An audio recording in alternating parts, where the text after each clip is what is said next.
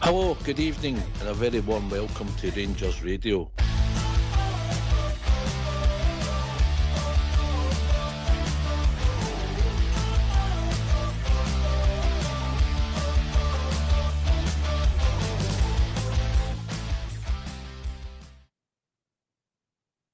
Hello, good evening, welcome to Rangers Radio. Join myself, Oxjar, on the show this evening is the king and queen of Rangers Radio.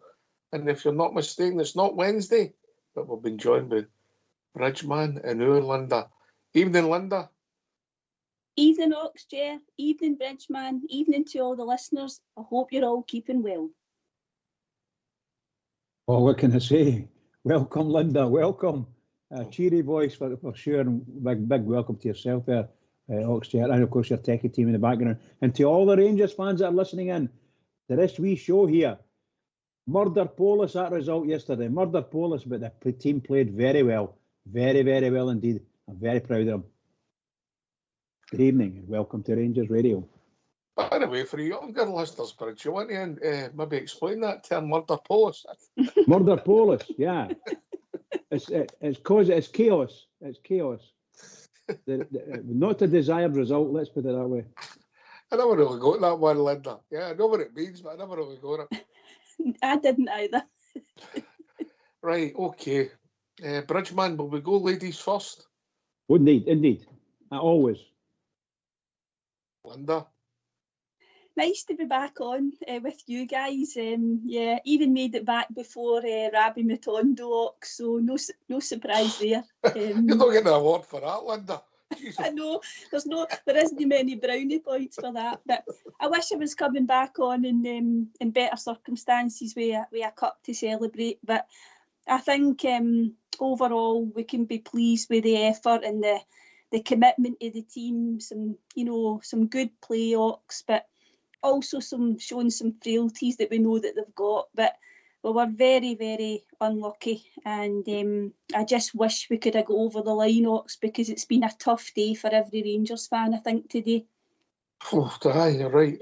Listen, it was tough, and you're right, there was a lot of positives come out, the negative, but you can't see them as soon. Sometimes they're a bit clouded because of the result. We never lost the match, Bridge, but it still doesn't matter. We never won the cup, and I get that, and I get the disappointment. But there was some positives the way the team played, mate.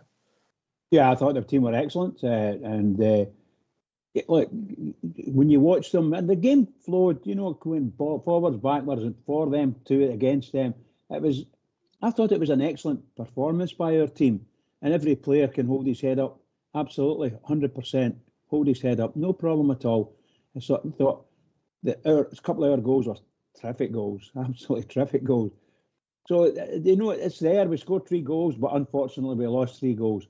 And, 2 of them were, I have to say, forgive me, and I don't mean to bring anyone down, any Rangers player down, but 2 of them are virtually done by Raskin, who, in my opinion, has been probably our best player overall this season. But we Raskin, somehow or other, he managed to hit a clanger for the second one, and the first one was he took the ball away from Portland, deflected off him. I don't know what he was doing with the second goal, Bridge, but I'll tell you what, centre halves should have been dealt with, shouldn't it? Absolutely, 100%. 100%. Aye, listen, I actually thought he was the best player in the park yesterday, Linda, Raskin, for either team. Yeah, he was. And as Bridge said, just a couple of mistakes there, and I think the deflected goal, the shots come in. I don't think there's a lot he can do about it, and it just totally wrong foots Jack Butland. The Maeda goal was a real blow because they should have dealt with that, Ox. I mean, the ball's up in the air, and just don't try to cushion it back to your centre back. But yeah, maybe Balogun should have dealt with it better. It was just a bit of a calamity, that, I'm afraid. It was a mad 5 minutes. Listen, look, the game started, there wasn't a lot in it, and they had a bit of possession, but mainly around about their back 4 and their goalkeeper without really harming us. There was one scare when the the boy ran away from Proper. And we see the frailties that Robin Proper's got, lack of pace in an open part against runners, Linda. You know, but after that, I actually think he done okay without being magnificent, yeah? Yeah, I would agree. I think that boy Kuhn is, he's got pace to burn, isn't he, Ox? I think that situation with most defenders in our league, that I think he wins that. So, and then we actually end up, we do quite well. You know, Butland comes out, gets the ball away from him, and then in the follow-up, Butland's there as well. But watch Proper, he gets back and he's on the line. I agree with you. I thought Proper did okay, absolutely. Without being outstanding, he was okay. And by the way, I thought Kuhn never came into the game after Jeffrey was booked, if I'm honest. Yeah, I thought Jeffrey done okay against him first half. Yeah. Yeah, and I didn't think it was much about. That's just my point. But I'm sure at some point, Mr. Bridgman, you might mention the referees. So, no, you calm down. We've got your big brown paper bag. Right, so the game ought to be, there wasn't a lot happening. We had opportunities, and then Linda, we gets a goal. Barjami watches for a loose pass, something that obviously they've worked on because it's what they must do. They look to play, I don't know who played it in there. I think it was Taylor trying to play it inside. I can't remember if it was to McGregor, who he had under control the whole first half.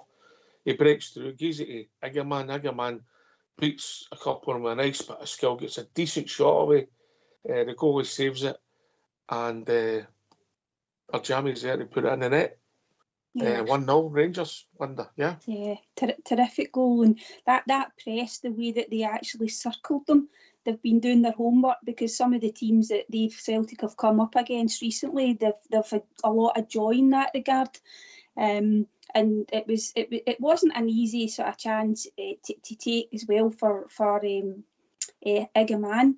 You know, he's ran through and he's going to take the shot, and Carter Vickers goes down, Ox, doesn't he? And then he gets his shot away, and they're looking for offside. No way is he offside, although you never know with what's going on in Scotland, eh? But he tucks it away nicely, and you think, Ox, for once we wanted to score first, and we got our wish, and it was a terrific goal. Yes, and then Bridge, just before half time and just after half time, there's two massive moments for me. I said it yesterday, and we'll come on to some of the other incidents of the game as it grows, but we've got two great chances to make it 2-0, mate. Balogun goes through in a centre half, and I know you would have got a nosebleed if you went that far up the back, but you just had to pass it. He just had to pass it again, man. Now, would he have scored? We don't know that, but he was through cleaning goal. And he's shown that he can finish, so we'll see what he was made of if he had the minerals to go and do it. And then in the second half, 5 minutes into the second half, the game's gone nowhere. They're not threatening us. We get a break, we goes away, it's 4-on-1, and we proceeds to make a right Roger it, excuse my language. And they two opportunities, Bridge, to make it 2-0 were big moments for me, mate. Yeah, I don't probably heard I said this similar thing to the weekend, the game against Spurs and things like that. And you know, certain things happen, and I know it's unlucky and so on and so forth, but there's some things happen, and in my opinion, they're unforgivable. So you're right on top of the opposition, and you're 4-on-1. And you don't manage to get a shot in, you don't manage to do anything, anywhere near the goal, and you've got three players beside you can pass to. The ball should end up in the net, Bridge. Of course, that's it. You've got four players, yourself plus three. You give it to one of them, and look, all you need to do is lift your head a wee bit. A decent midfielder like yourself, Oxford, you would have picked up on that and says, right, yeah, I'll just push that through to him and let him run on and leather it. Why are you laughing, Linda? I'm not. I have done it on that pitch, Bridge. I have done it on that pitch, but it was into the other end, mate. But no, you know what I mean. That was it. That one was completely unforgivable. You end up with four blue shirts bearing down on a final defender and a goalkeeper, and we fail to even get the ball on target. No, I'm sorry. The 2 moments, and I'm talking about Bahrain. Having looked at Bahrain team and what we should have done, and I think if it goes 2-0, London, it's a totally different game. Yeah, I think the game's over. I really do. I just at 2-0, there's no way back. Yeah, I mean, when you look at Egeman, yeah, I actually would have expected him to maybe just lift his head. He sometimes maybe just needs to. I think the manager said he needed to just slow down his momentum a wee bit. And as you say, Ox, the pass is left, but even after he passes it to Bajrami, see if he just takes his time as well. Carter Vickers slides in, and he could have dummied him. I know it's easy to say when you're not on the park, Ox, but you're right, there was 3 points of failure there, and how we've no scored in that instance is, as Bridge said, it's poor decision making again. I think it was Tierney. Should I just roll Tierney in? Yeah. He was going through. Yeah. But they 2 moments were massive for me, and obviously we paid the ultimate price as they came panned out. So then, pretty much straight away for that, they went up the park, got a corner kick for and then for the corner kick. And here I've got a criticism here, and I've watched and looked at some things we do, and when we defend corners, we don't leave anybody at the edge of the box. So if you do win it, the other teams have got this right, and I've looked at it. And I'm going to start looking at it again because it's not something I picked up, and I looked at some past ones. We don't defend the edge of the box. It's something we've got to learn. We need maybe at least one body out there to stop people. No, it wasn't a great strike, and it wasn't beating Butland, and it took a ricochet. You need luck sometimes, Bridgeman, and we never got it. You certainly didn't have luck with it, and again, I'll say it. That ball was going to your defender, and all of a sudden, Raskin comes in and sticks his wee feet out, and it went right past their goalkeeper. So that was very unlucky. I don't know whether it was a shout or whether it was just leave it type thing, but it should have been. That should never have got a goal. Once you stick your leg out, you can't unstick it. Exactly, you can't stop it. And that for me, one of the worst players that I played for Celtic, and he scored 2 goals against the Rangers at Hampden, and that's with Taylor, and they're rubbish. Both of them massive deflections. However, I don't want to go on about them anymore. Sorry. So we get the goal. We've talked about the second goal, Linda. Yeah. Calamity and errors, and we'll put that one to bed. So we're 2-1 down, and you're thinking, oh no, we've seen this movie before. Our heads are down. We're going to tire because of Thursday night. No, we never. And I thought Diamandi took the game with a scruff of the neck. Ultimately, he got the equaliser, but he really rose to the challenge for that sort of 10-minute spell, to get us back in the game, Linda. Yeah, and I think he had a chance just before it where he took the ball brilliantly in the box, didn't he, Ox? And it's heading into the top left-hand corner as you watch it, but Schmeichel gets a hand to it. And, we looked, as you say, you did fear the worst when we went 2-1 down. And the momentum swung, The momentum swung, innit? Yeah. It did, and you just wondered, can they come back? Because we've seen it before when things like that happen against them in this fixture where they kind of just collapse, but they didn't. And the ball into Diamandi, he's still got a lot to do there. I think it was Egeman that crossed it in it just came from a short corner. So we can say that we've maybe scored from a corner now. And he's done brilliant. And I know he turns and it takes a wee deflection off Kyogo, but it's a brilliant, brilliant turn for Diamandi, and well done to him. He's got to get in the box. That's 2 goals. He obviously scored that goal in Europe. But that one, he arrived, and that was a good finish in that one. 6 goals, 10 goals a season. Yeah, fantastic for midfield. You start getting them. It changed. We've started scoring goals. So it's went 2 each. And the momentum started to swing back our way. We're playing some decent stuff. There's a few minutes to go. He'd done it already. Young Ridvan gave the ball away, and then we'll come to the refereeing later on. We're going to come to that. They break away and they score. And Bridgeman, you think at that time there's no way back, do you? Yeah, you think that's it done. Your heart sinks. It completely sinks, and you go, oh no, we've not done it again, have we? There you go. But they're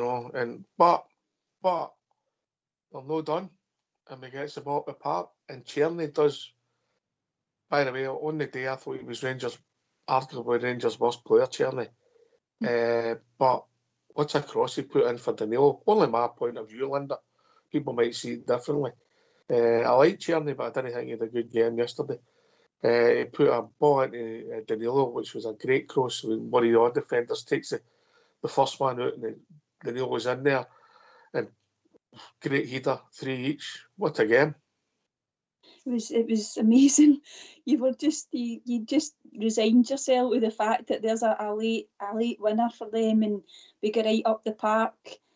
It's a terrific ball in. It's so difficult to defend, but there's wee Danilo, the smallest player there, and he gets up, and we've seen him score headers like that before. Remember the winner against Hearts, but he was unmarked that time. But that yesterday, it was terrific, Ox, and the Rangers then just went absolutely berserk, didn't it?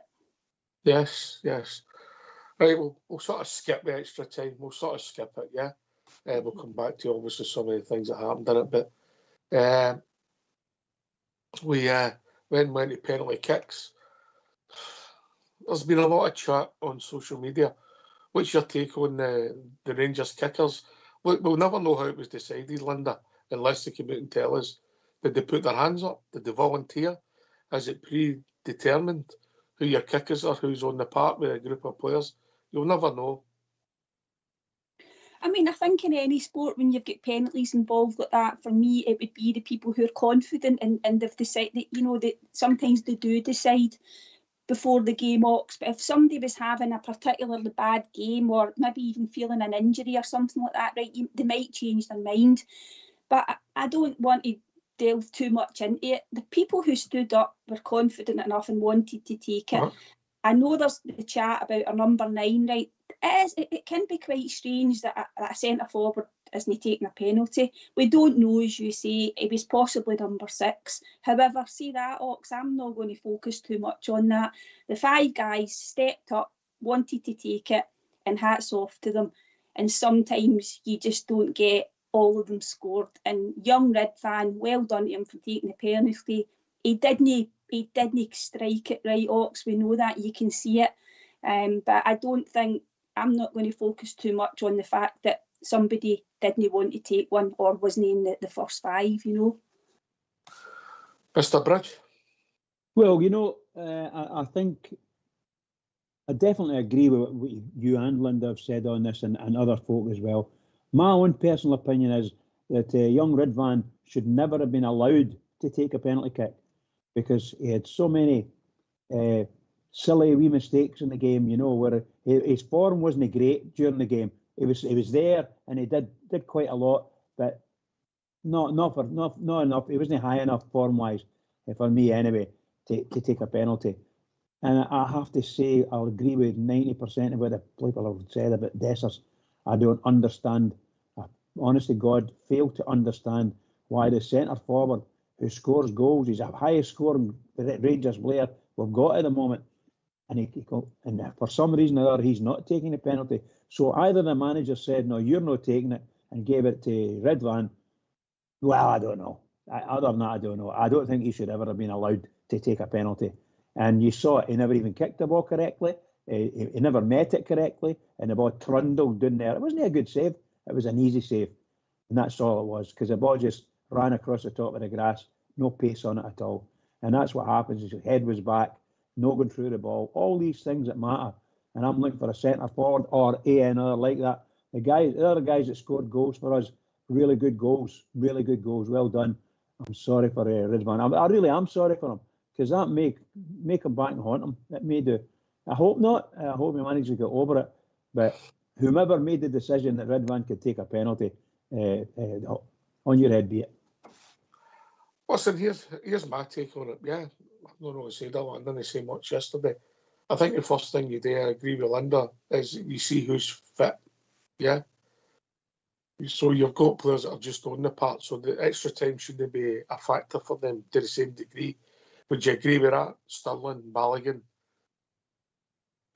No, sorry, Sterling for Balogun. So you've got Sterling, Ridvan, you've got Dowell, you've got Barron, you've got Dessers, and you've got Danilo. So half the players on there, who, when the game finished, extra time wasn't a factor. Would you agree with that, Linda? Yeah, definitely, Ox, yes. Right. So what else you don't know? You don't know if who's got a knock, right? So you don't know that even if you're not on. So the first thing you do is you ask who's fit.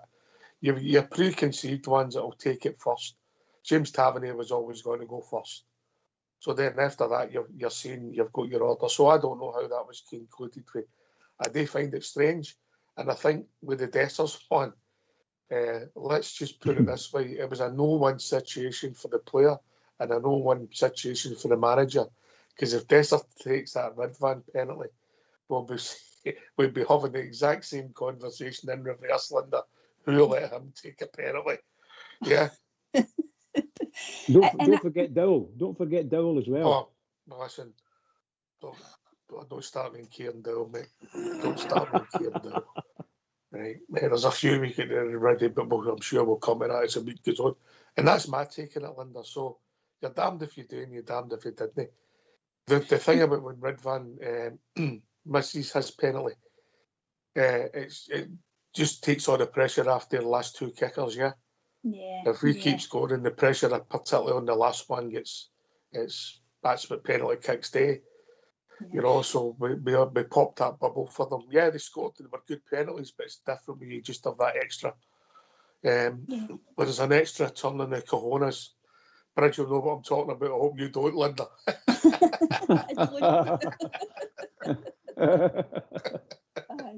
You're right, Oxen, and I think whoever missed the first penalty was going to go on and lose. I think you're right. It was just it was a psychological war when it came to the penalties, and you were just praying that Jack would get to one. And I think it was the Engels one that he got down to, but it was because of the pace in the ball that took it past him.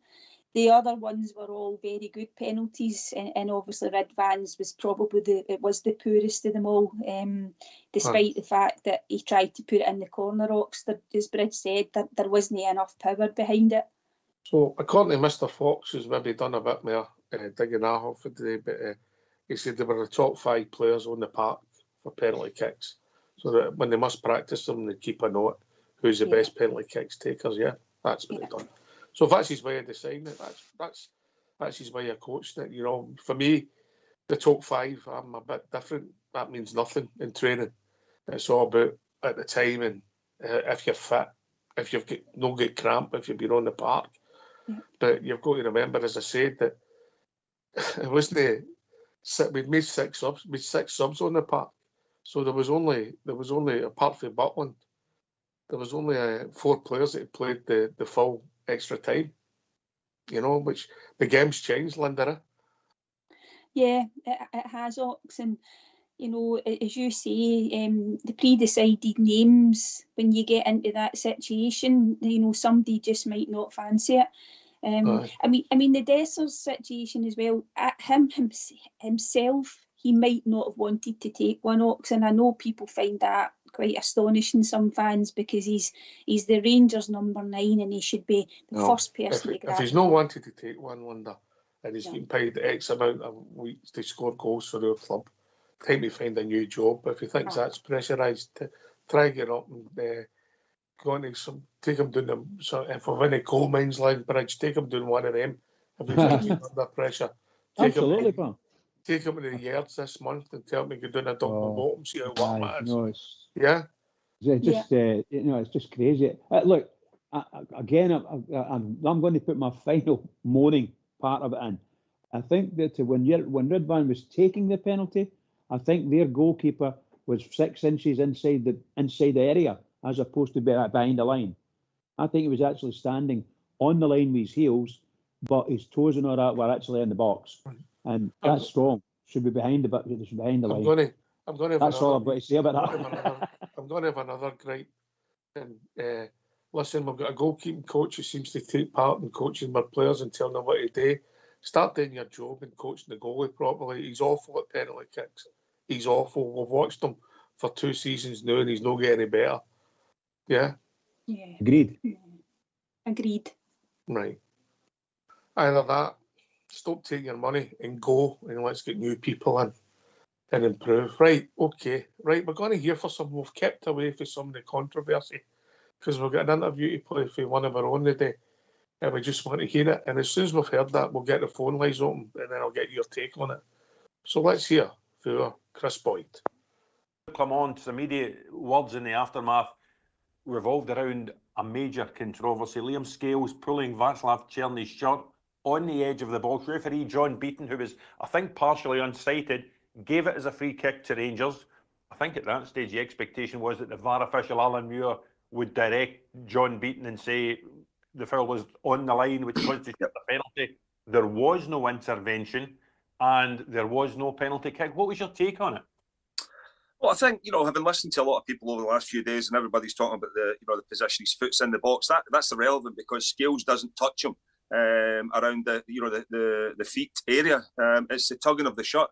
Then everybody can see, even ones that wear green tinted glasses can see that the pull is inside the box. Your old six-a-side pal Neil Lennon was in Premier Sports last night saying just that same thing, agreeing with Alan Hutton, the first time for everything.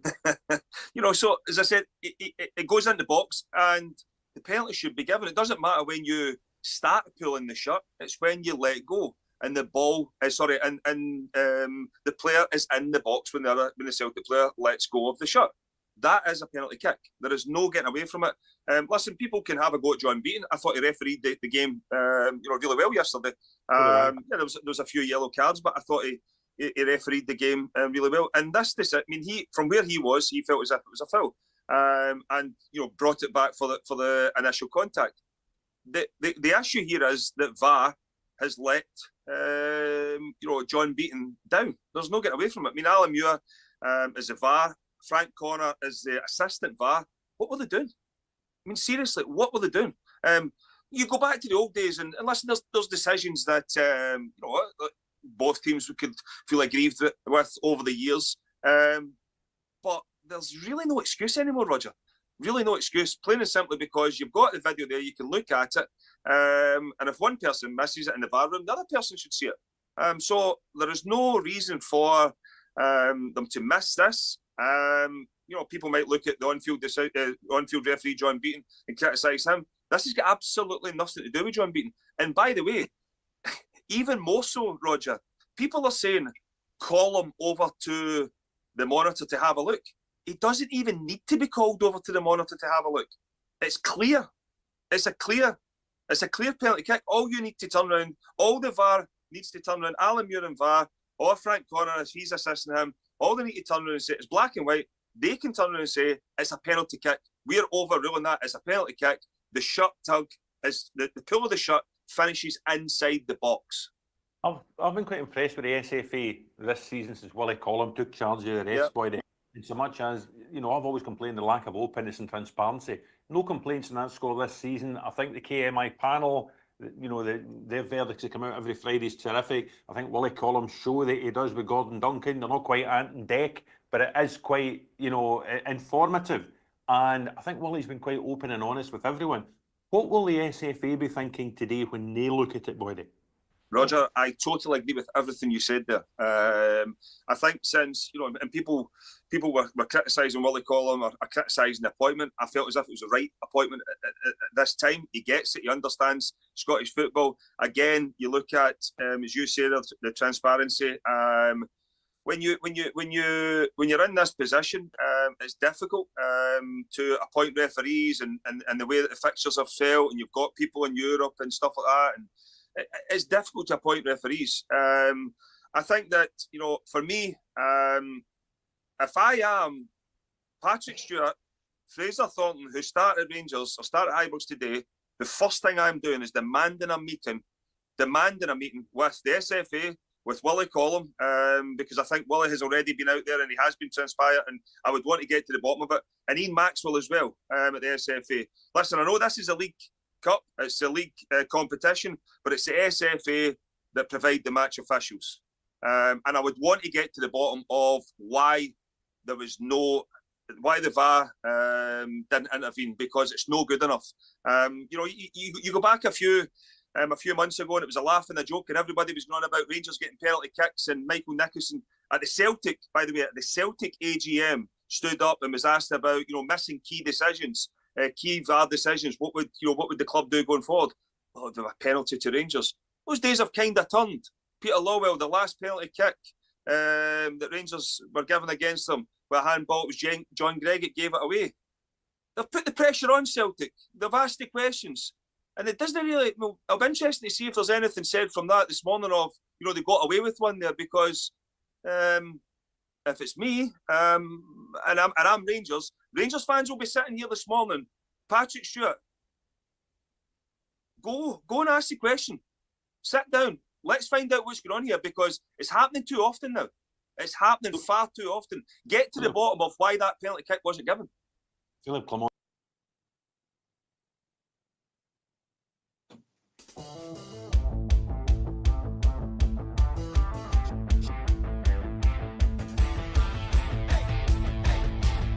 Hello, good evening, and a very warm welcome to Rangers Radio.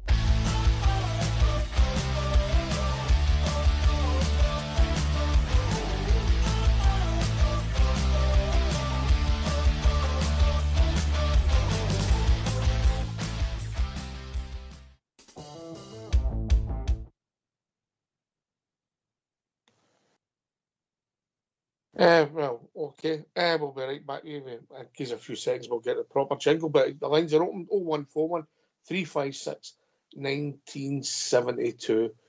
There you go. I hadn't watched it back yesterday. I just watched it again. I was voting at the fit where the foul was took place. Never realised it was green for a. Just shows you. Never realised it was green for the jersey pool, Linda. So there you have it. Yeah. It's horrendous, Ox. It really is, and I think we're an inward-looking support and club. We always look to see if there's anything that we could have done better when things, when we don't get the wins that we crave, and we think that we maybe should have go over the line yesterday. But it's absolutely crucial. It's the 4th or 5th minute of extra time. Nothing much happened in extra time, Ox. Who knows? We might not even have went on to score the penalty if it was given, but that's not the point. It's a stonewall decision for VAR to get involved in. That's what they're there for.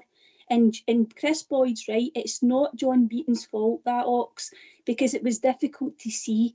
But he's waiting to get the signal from the VAR team as to whether the decision needs to be changed. Because Boyd is right. It's not subjective. They should just be saying to him, it's on the line, it's in the box, John, and you need to give a penalty. It's meant to cut out clear and obvious errors. So if you give a free kick and it's a penalty, Linda, it's a clear and obvious error. You've got it right. Yeah, absolutely. You're either pregnant or you're not. There's no middle ground, is there? That's a good analogy. I was going to say that to Bridge, but he might panic. On yourself, Bridge. It's true, isn't it? It's either there's a lot of things in football that are all about opinions, isn't there? With VAR, you're either offside or you're no.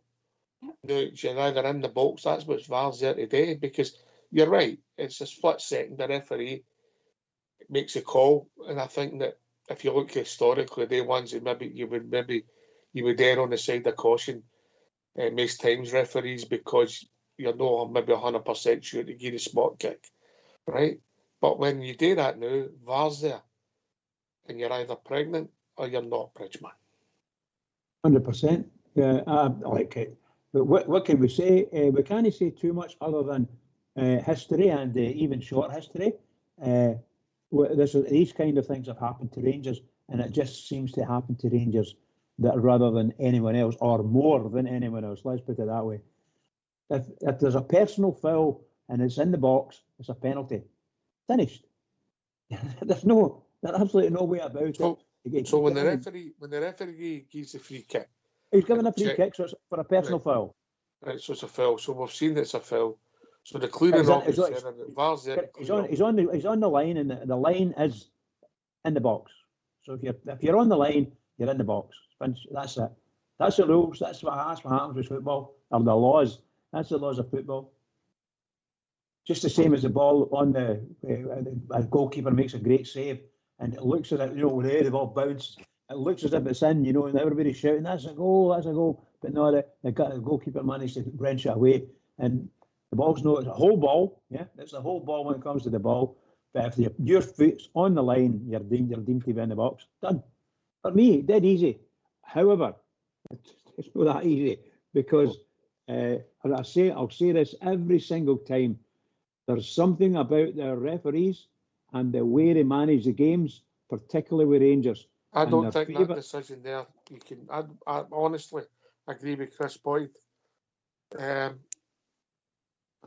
agree with Chris Boyd. I don't know if the referee. That's the two guys in the VAR box, and they should get their jotters. Absolutely, 100%. 100%. That's a cup final, and they're there to pick up errors for the referee. He's gave the foul, the play stopped. You check it. Yeah, I like to check all the goals now, and we'll come to that in a minute. The third goal, yeah? Yeah. Right. So it's inside the box, transpires. Once you've seen it back, I don't know what the protocol is that you say penalty awarded, or you go and get the referee to check it so they all agree. Whatever it is, it should have been done, and there should have been a penalty kick. And you're right, Linda. We could have skied out of the bar, but we'll never know, will we? No, we won't. And it's just that's what VAR's there for, as Chris Boyd said. They've not done their job properly, and they have to be called out on it. I don't know what Willie Collum will do. As Boyd mentioned, this programme that he does where he comes out and he talks about the errors from I think it's from the previous week.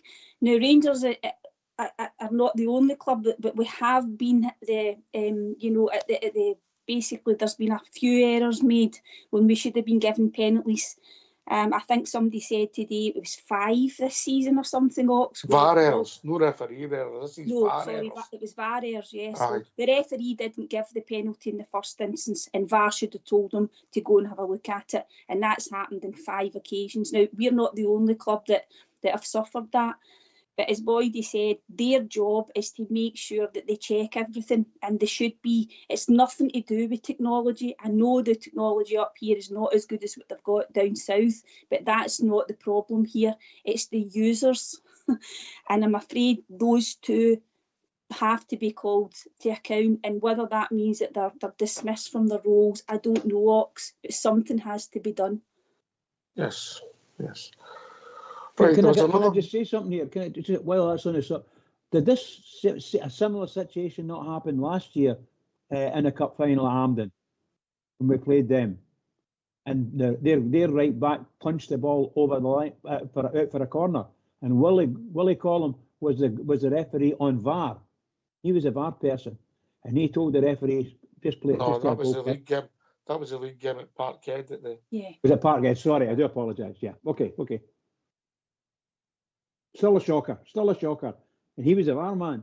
And we're just talking about he's going to come down and do something really decent. I have my doubts. There was another call for the third goal, Linda. Did you pick that one up? Yeah. Go ahead, engage your thoughts.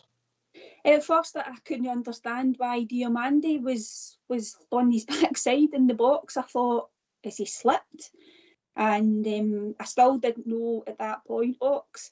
And it wasn't until later on that people were posting clips where you saw that there's a foul, there's a coming together, but it is a foul on Diomande. And if you watch Diomande, when the ball goes into the net, he turns and he points he says to the referee, I've been fouled, and there's nothing done about it. Now, There's a goal. Everything gets checked when it's a goal that's scored. Offside, fouls, everything. And there's another clear. And that, to me, that's another one that he should have. Now, I think he would have been asked to go to the monitor because he would need to decide whether it was a foul. But there's another one where VAR didn't even ask him to check. So there was a goal. Dessers scored a goal at Ibrox, which is, I know it's people. We're going back to last season, April, I think. Pivotal point in the season. Listen, it was pretty much in front of me. I thought it was a foul at the time, but the play went on for about 5 minutes, and they called it back for that. Yeah. Yeah. Yeah. You know, Sorry. it's true, isn't it? The whole thing is just farcical. We're sitting here and we're being we're putting some critique on about our team and our team's performance, and the way we drill down on it, we end up we're now drilling down onto the referee's performance or the VAR performance. And it's Listen, true. I'm not over to go at the referee yesterday, mate. I thought there was one decision he got wrong, and it was a booting of Jeffrey. I've got to be honest with you. I think they two decisions, it's down to VAR and the way the game is now. They've changed the game. So the referee lets things go to see where it goes, and then if he gets it wrong, he knows he's got 2 bites of the cherry. But VAR's got to be done properly. They're not doing it properly, Oxchair. I'm sorry. I'm 78-year-old, and I've played football for the best part of 70 years on a good level too. And I can assure you, they are not doing anything like what we're expecting. They've looked at that, and I mean this in all sincerity. If it's against the Rangers, leave it. You know, if it's for the Rangers, rather, just leave it. Just carry on. Look at the goals in the last. Just go back last season. Roof's goal, Morelos' goal, the handball that you mentioned, the goal in the cup final with VAR, Desser's goal. I think I've missed one out. I think there's 5 goals, and then they 2 decisions yesterday. I'm no one. People who do this show know that I'm one for taking your medicine. You put the ball in the net, you do it yourself, yeah. But all we're looking for is a fair crack of a whip blunder and the same rules to apply for everybody, yeah. Yeah. And they guys who made that decision yesterday, they should be banned. Yeah, it's a gross dereliction of duty. Yeah. I don't think we like to get involved in discussions like that. As I said earlier, we like to look at things that we could have done as a team better in a club. I was reasonably proud of the team yesterday, consider Thursday night, yeah. Yeah, absolutely. And Chris Boyd, and he says he's a Rangers man, everybody knows that. But he was the one that mentioned the fact that they've been putting pressure on officials. It goes back to their AGM a couple of years ago when we were actually ahead in the league, and there's pressure putting on it. Now, I don't know if that is having an effect, right? But it's there. It's something that has to be talked about. But certainly the 6 or 7 incidents that you've mentioned, these have happened in the last year and a half. And I don't know when the last time in an Old Firm game where we were on the end of a VAR decision that went for us, Ox, you know, and it's all about conspiracies, Rangers, penalty to Rangers, all that. It's a standing joke, but it's what's happening now is that and I know we could do things better, but it's affected the results of some of these games. Yeah. Anyway, we better get these phone lines open. Let's hear from you. Why don't you give us a call on 0141 356 1972. It's your show, it's your platform. Let's hear from you.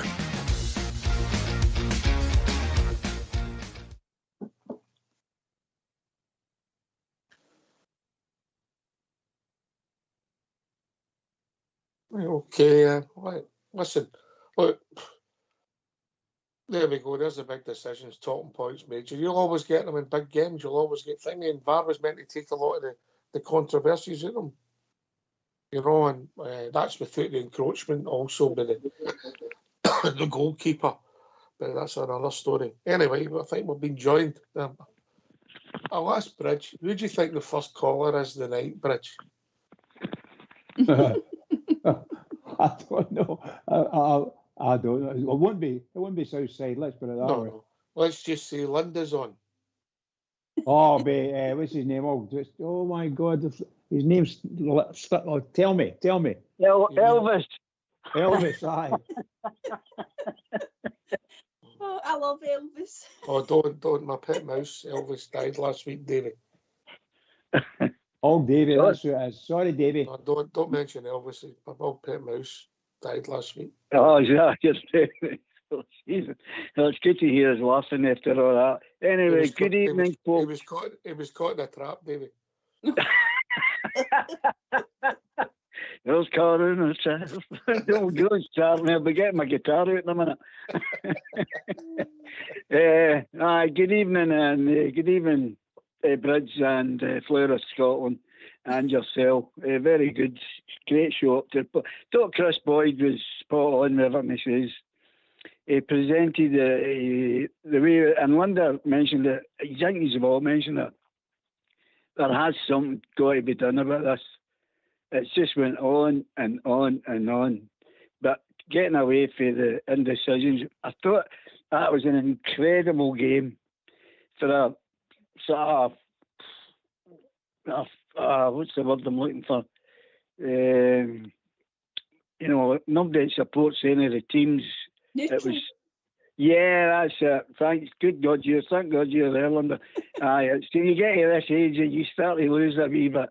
But it had everything. But I tell you, see, just going back 2 or 3 weeks, nobody in their wildest dreams would ever have thought that game would play out like that. It had everything. Goals, mistakes, bad decisions. It had everything. And unfortunately, I don't know what we've got to do to get better luck, because it's just not happening. But the performance-wise, I was proud of him. I just felt sorry, heartbroken for that young boy who missed the penalty. But all the points that have been raised, Michael in the box, that shouldn't be happening. And he's up there standing talking to the referee. I mean, Bridgeman was saying his feet were in the box. He was about 2-3 feet in the box. Now that's a retake if you're going to implement the rules properly. But that's just one of the incidents. And the penalty, it's there for everybody to see. But the thing I want to say is, where do we go from here? No Rangers, but where do we go with these incidents that are occurring all the time, and more so in a cup final? They shouldn't get sacked. They should get deported. I wasn't for the policy, but I might send the two of them to Rwanda.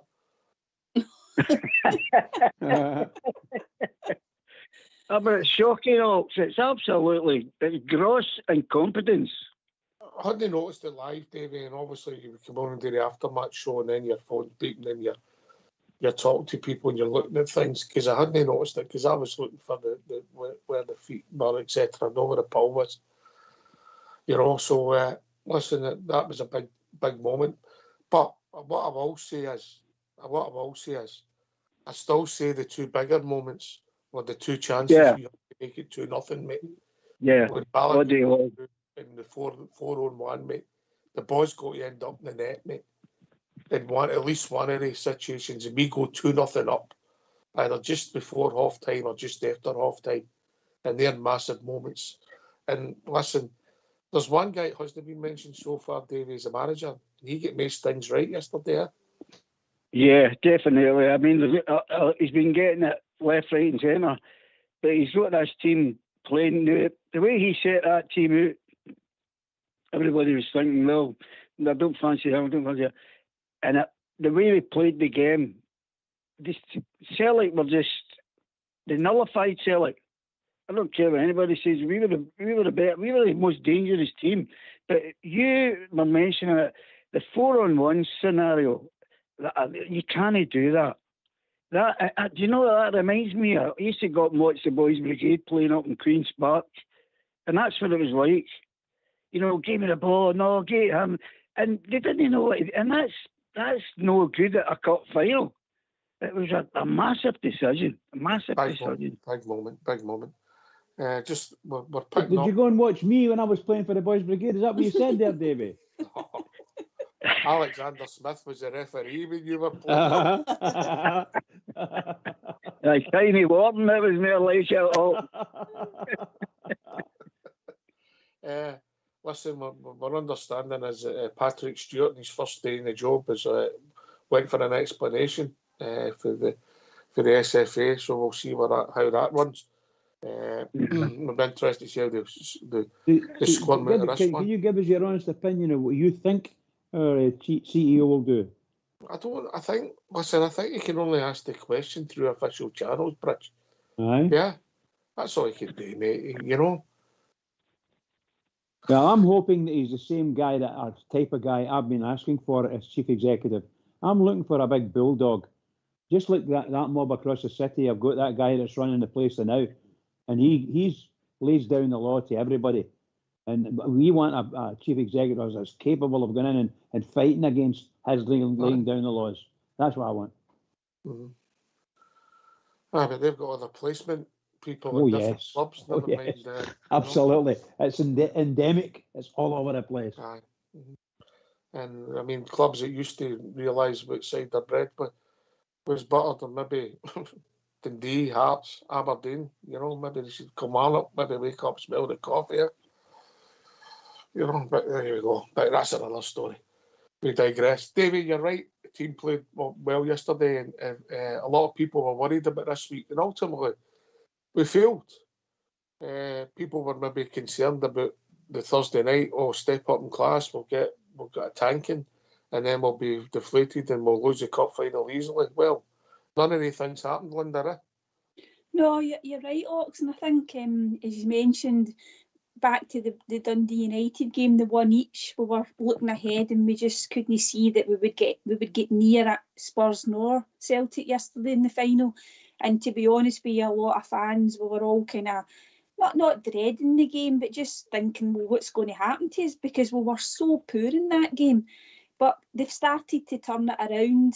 He's got more players available to him, and it's not a coincidence, that, Ox, because when you look at the players that he was picking from before, he didn't have like Igaman and Danilo, people that can come in and make a difference. So, yeah, we certainly haven't got out of the both games what we deserve. We deserved to win on Thursday, and we deserved something. We deserved to win the cup yesterday, but we've got to try and look at the positives. Ultimately, we're no settling for second best. I'm not saying that, and we've got to have the standards, but I think we can, we can look ahead, Ox. Aye. Oh, listen, we can improve, and that's a good thing. We do need at least one centre half, and we're really short in that area. Please, give me a giant. You could see weaknesses in our central defensive pairing yesterday, and I'm not Suter's best pal or biggest fan, but I would have preferred Suter to be in there instead of one of those two. And I'm not saying they played badly, so don't get me wrong. I'm not hypercritical, but they don't install confidence into me. I think Balogun was probably edged it between they two yesterday. He looks a really good. He looks a dependable player.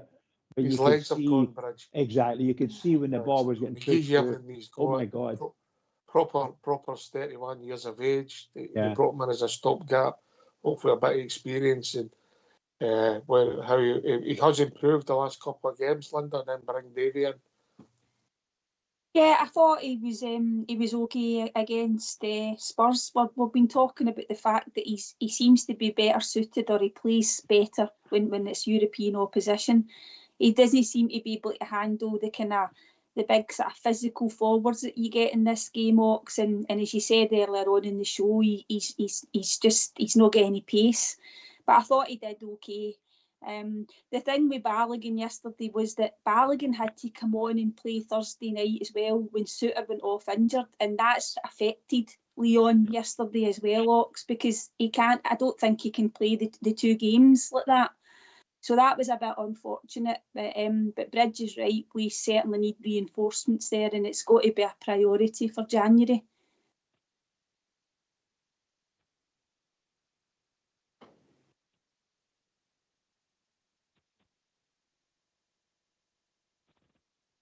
David, I was waiting for you to come in. Oh, well, you got to ask me first, didn't you? No, I said after Linda, David, and then I'm sitting there waiting. Yeah. You need a personal invite. You usually just turn up and annoy me. Exactly. I'm not telepathic. You think I sit here going, is there anybody there? Is there anybody there? What did I say? And after Linda, can David come in? Yeah. I know. I'll get you a new train for your Christmas. Baby? That's it. I'm not getting you nothing for your birthday. I've got too many yellow curves.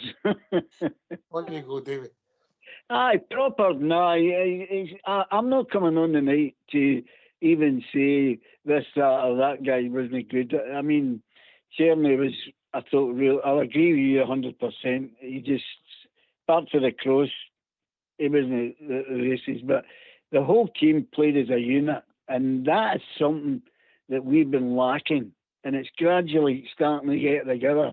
I just hope mentally this doesn't set us back to where we were, say, 3 weeks ago, 4 games ago.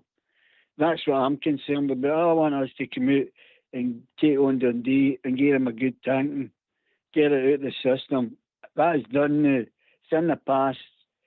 It's not going to change, and neither is VAR. And I'll say this, what I'm going to mention is, we've been talking about a referee and VAR. Where was the linesman? The linesman's right at that. He's got a better view than what VAR's got. No, it's not a joke. Never even mentioned nothing. So it's not just the VAR and the ref. It's the officials as well. I don't know if the linesman has got as good a issue as it when you see when players to the back and it's a split second. You know, this is what VAR's meant to do, because you can see the stills, you can see the frames, you can see more about it, and you get it right. Ultimately, you get it right. You might not like it when it goes against you. You think back to the game in Benfica when, you know, the penalty kick we lost, with Big Suter comes off his horn. You don't like it, but that's the nature of the game now. The game's changed, and you have to accept and roll with the punches, Linda. Yeah, but we're just looking for a fair crack of the whip. Yeah. I think, ironically, in Europox, we've got more confidence, you know, and we've been in the end of as you said, penalties have been given against us, and we've accepted them and moved on. And I do think, you know, as I say, when we get into the European games, we do have a lot more faith in VAR getting it right. It's just in this country, there's been so many mistakes. And it's not just for Rangers. When you look at Willie Collum doing that show, as we said earlier, he's coming out and admitting mistakes after mistakes. But I just think in terms of looking forward, the team do have to take the progress that they've made. We've seen the shoots of recovery, and we need to make sure that we continue that, Ox. And you know, there's the games ahead until we play them again at our place on the 2nd of January. You know, we have to keep the momentum going.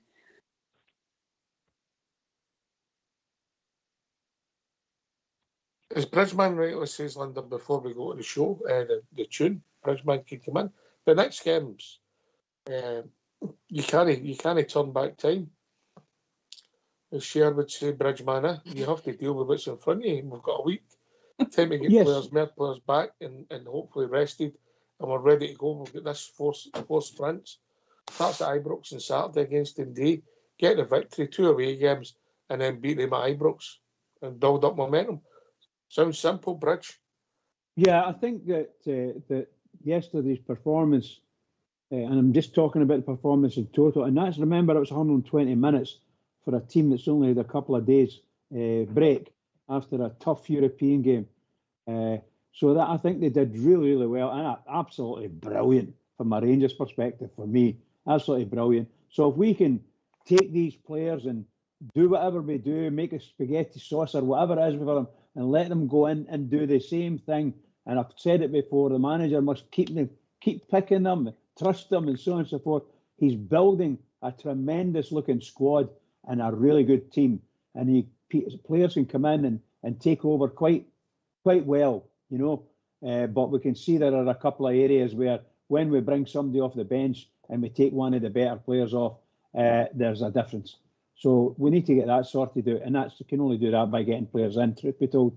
But I think I'm so pleased, and I'm sure that every Rangers fan that will watch that game will be delighted with the way we played, because let's put it this way, as far as the Bridgeman's concerned, we didn't get beat.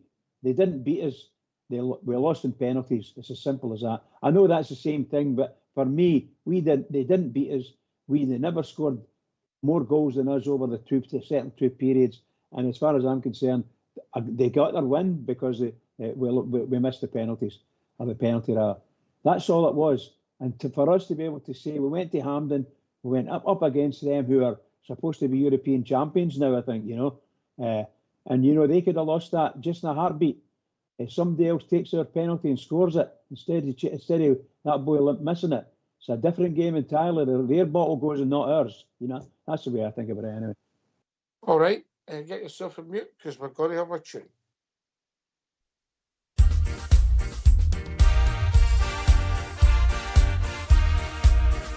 As we go marching down the Paisley Road, the west, the doors and the windows open wide.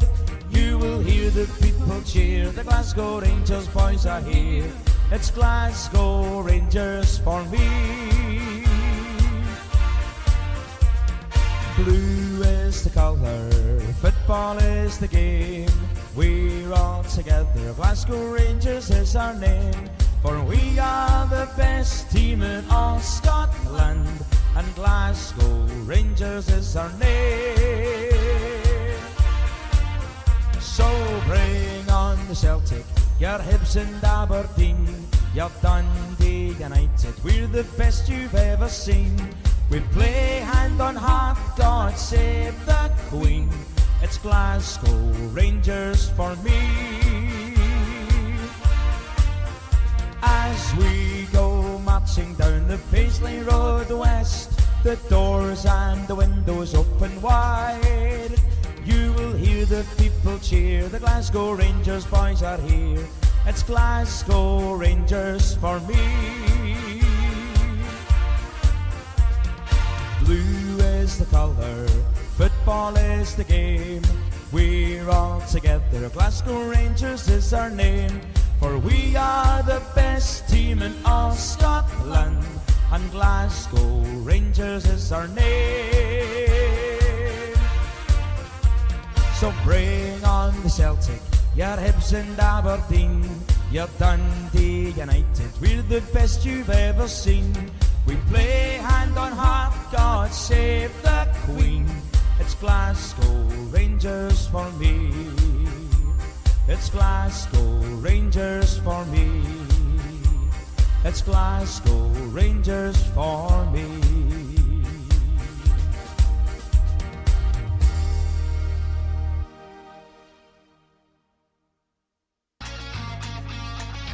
Why don't you give us a call on 0141 356 1972. It's your show, it's your platform. Let's hear from you.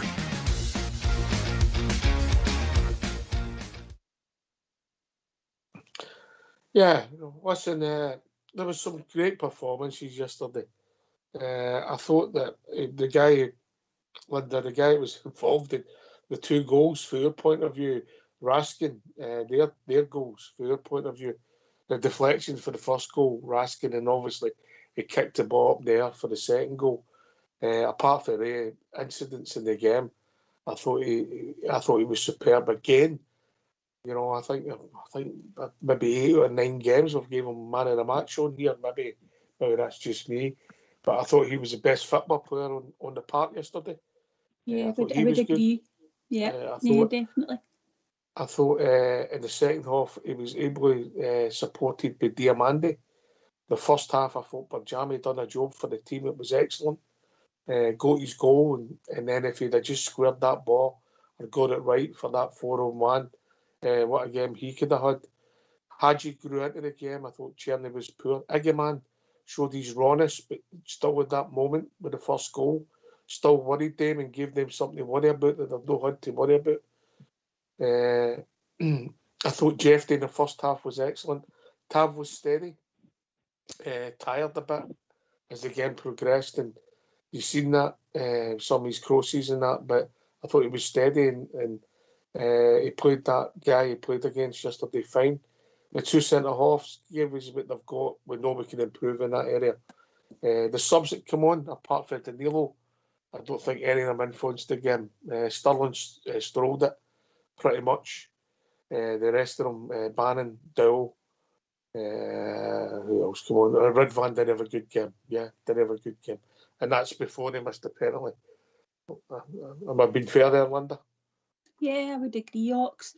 I think with Nico Raskin, we're seeing the benefit of him getting a run of games. You know, he's had a few injuries in his time at Rangers, but touch wood, he's on a run where he's playing regularly.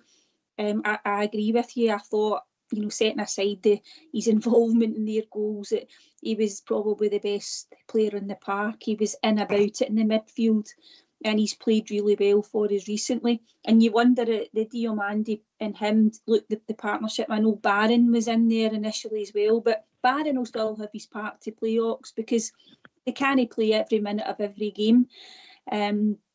And I do think Barami was probably more influential moving into the middle of the park, and he did have a specific role to play, try to nullify certain players in their team, but he also got involved in our forward play. And barring that incident where he's you know, the decision making could have been better, he's put in a pretty good shift for us. Aye. Thoughts, Davey? Yeah, Linda's spot on. I thought, I mean, first I'm not changing the subject, but I thought our support yesterday was magnificent from start to finish, and they puddle drinkers, you can hardly hear them. Now that's not always the case, and they were really, that's when they knew that we were up for a game. They thought they just had to turn up, mate. Yeah. So I never mentioned Hadji. I didn't think Hadji was great in the first half along with Tierney, but I did think he grew into the game, and his desire and his effort, I can't fault him at all yesterday. Hadji on the piece, you know, and the fact that he's hardly played a game and he was on that park for 120 minutes. I know he was fresh for Thursday night. He didn't play on Thursday night bridge, but listen, I think his lack of pace is his big. It always worried me, but what I carry, his commitment and his attitude. The boy, I doff my hat to him, and that's high praise from you, who's gave Hadji a lot of stick over the years, Richmond. Yeah. I think the saddest thing about Hadji is he's a high quality player, but his pace lets him down for the things that we want anyway, and I dare say any other team that he wanted to play for. I think that's the worst part of his game is his pace. There's no doubting about his commitment. As far as I'm concerned, the last 6 months, coming back into the Rangers, it's been a big battle for him because he's struggled in time after time after time. But I think the last 3 or 4 games there, he's played very, very well. Saturday was a tough game. He's playing against them again, you know. So they're a very tough team, and Hadji couldn't stand up to it, in my opinion. Only in scratches he'd be able to do it. He never put too much pressure on them. So I'm not saying he was a bad player. I don't mean anything by that, and nothing against him. He wasn't one of our stars, let's put it that way. No, I'm not giving him man of the match. Diamande and Raskin, for me, Linda, would have stole the show, yeah? Agreed. Yeah, you know, Raskin was unlucky with the 2 incidents. But listen, come and join us, give your thoughts. 0141 356 1972. People see it differently. Mike series, I think somebody was on yesterday, Bobcher, I think, and he thought Hadji was my best player. I thought he was better, one of our better players in the second half. They done okay in extra time. I thought in the first half, him and Tierney influenced to get me, you know, and you saw the rawness.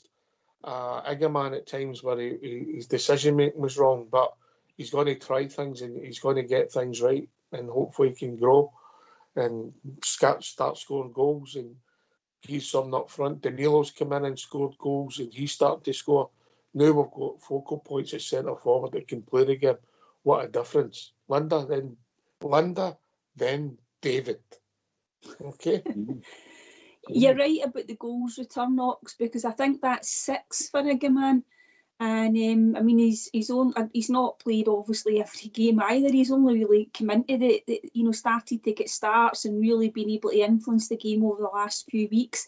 And there's Danilo just coming back in, and he's helped himself with a few goals as well. It's probably 3 or 4 he's got.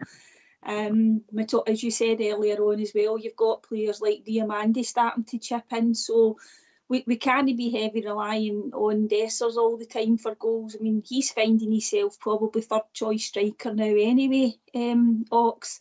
But he'll probably still have his part to play if he's still here and he doesn't go in January.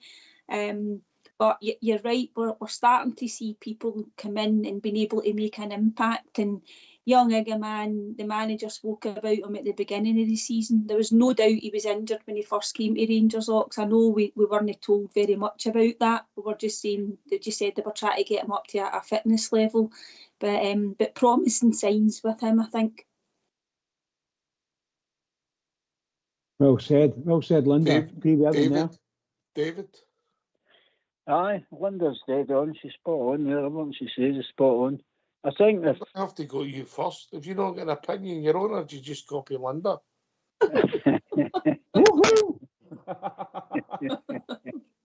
Oh, you're a hard man. You gave me a hard time on this show, but I love it. It's you. No, no. I'm just trying to get the basics of what we can take out of what we've learned out of that game, and it's definitely the squad's no strong enough on the bench, and all the rest of it. But I'm going back again, few games up, 3 or 4 games ago. We're criticising the team. We're giving it to nearly everybody, but that's not happening now. So that's us heading in the right direction, if you know what I'm talking about. But there's still a few jigsaw puzzles, pieces need fitted in. And I think we need a centre half. We need a midfield player. We need another number 6 in, if that's Barron or somebody else to help in that role there. We've got 3 number 10s that look as if they could maybe, well, with the 2 that started playing the last few weeks when Hadji's played there and Bajami's come in, on yesterday, can do it. We've got Cortez coming back, then you've got Tierney, and you've got Hadji can play their positions as well. Then you get 2 centre forwards, and the third one, hopefully, we can do some business in January, move them on and get somebody else in. But as far as the centre halves are concerned, Bridge, look, we've got Suter, who is my first choice at the moment, supporting the other 2. Casemiro was back up and started playing. He got injured. Suter's injured. And then you've got arguably number 3 and 4 playing yesterday in your centre halves, or maybe 2 or 3, depending how you pick them. You can't have 5 or 6 sitting there. And we've also got Sterling that can play in there, but we need one out, which will be Balogun's contract at the end of the season, somebody in, and then if Proper moves on, and Casemiro go, obviously his loan's finished. I don't think he'll be back because of his injury. So arguably we need at least 2 centre halves coming in the door. So there you go. That's right up the spine of the team. Yeah. But it looks as if we'll get potential at left back. We'll look as if we're right back. There's competition between Sterling and Tav, which is good. And then obviously, arguably, we need one of our to cement the right side of the park if we're not going to sign Tierney. So my priority is 2 centre halves. If you can't get anybody at the door, but I'd like people to leave as well. Bridgman. I can't disagree with anything you're saying there.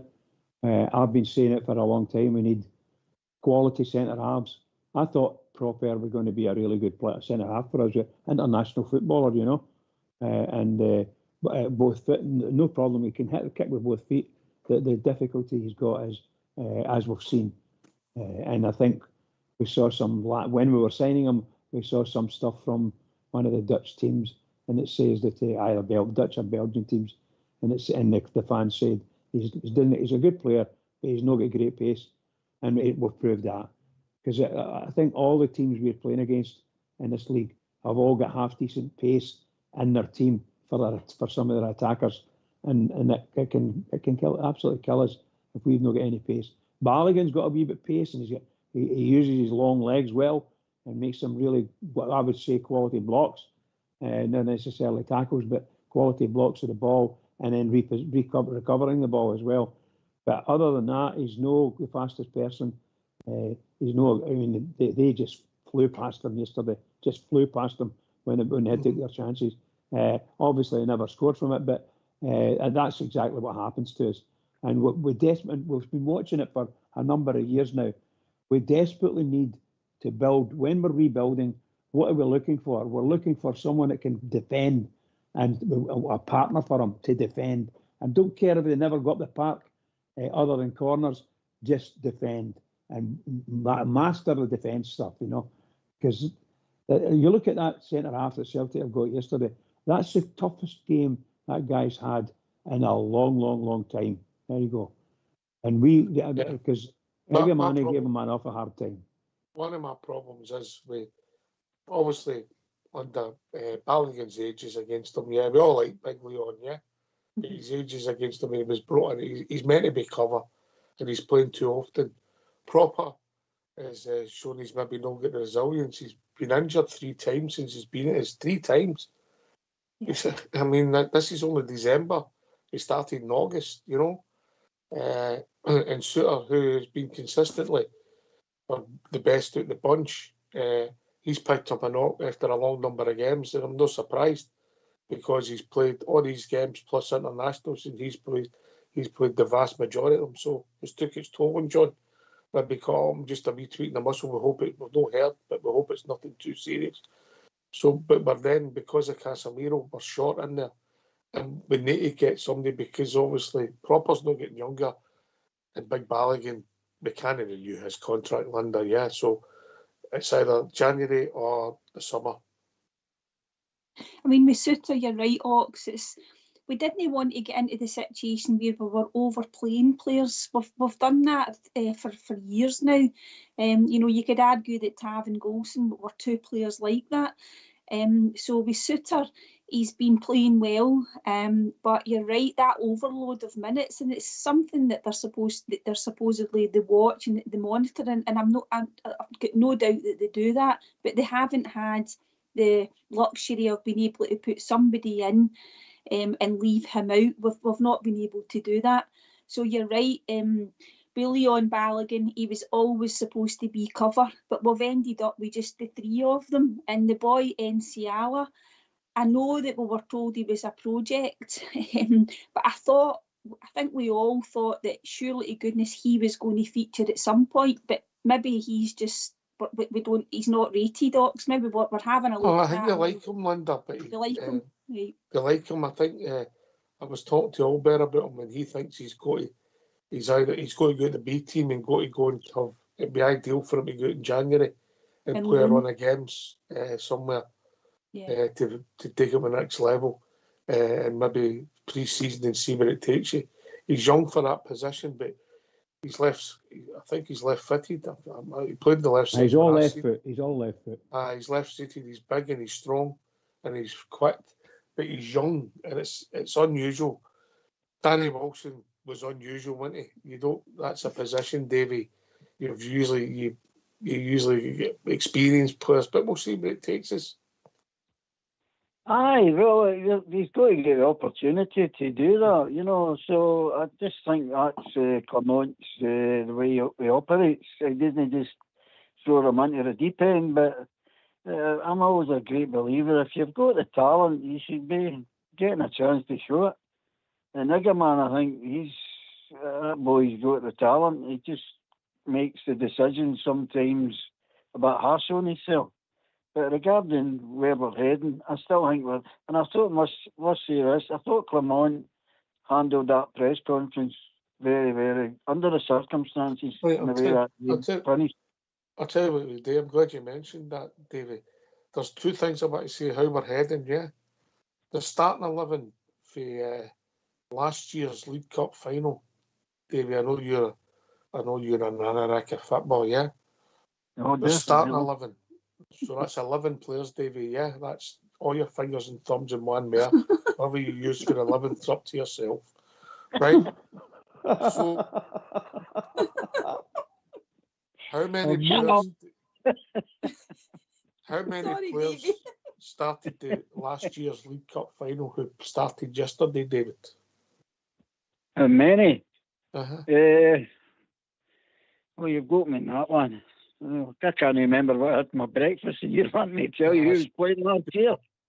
So in the starting 11 last year, the starting 11, I'm not going to the 14 who took part, but the starting 11 was Butland, Tavernier, Golston, Balogun, Barisic, Stirling, McCausland, Cantwell, Seamer, and Dessers. Aye. Big change. So there's only 3 in the starting 11. Yeah. obviously Dessers and Stirling came on. And the other 3 subs who were used were Scott Wright, Sam Lammers and Kemar Roof. Wow. So the 14 players that took part in last year's cup final, only 5 took part yesterday. So the squad has developed, Linda, and changed. Yeah, and is improving and is younger and is cheaper. We just have to get some of the guys that are bleeding us again at the door, Linda. And you know, to be fair to Clement, he's been trying to tell us that, you know, continuously. He's been talking about how it's a rebuild and it's young players and they're trying to build relationships. And the difficulty for us is that we're finding it difficult to see any shoots of progress at all, Ox, because of the way that we were playing, the lack of goals, sometimes the lack of shape. We were trying to figure out what he was trying to do, the manager. But we've started to see that the last few weeks. As I said earlier, the Dundee United game was awful, but then we went over to Nice and beat them 4-1, and since then we've started to see players coming in and making a bit of an impact. But that evolution from that League Cup final team from last year's quite stark, isn't it? Aye, it's frightening. Anyway, Davey mentioned the manager, and we always listen to Davey. Well, you do, Linda, I don't. Right, we're going to hear from the gaffer and his take. Let's hear from Philip. Come on. Philip, congratulations, given how the game panned out, how hard was that to take? Football can be amazing, great, and amazing fun. It can be very cruel. This was a really cruel one. I think my team deserved more today, creating more chances than the opponent, coming back in a good way, and then losing with penalties at the end. It stays a casino game at that moment. But also I don't know if you saw the images back, but my phone is overloaded with the penalty situation with Černý. So I get hundreds of messages now about that. So that's also a really decisive moment in the game. Have you spoken to the referee about that? Mm-hmm.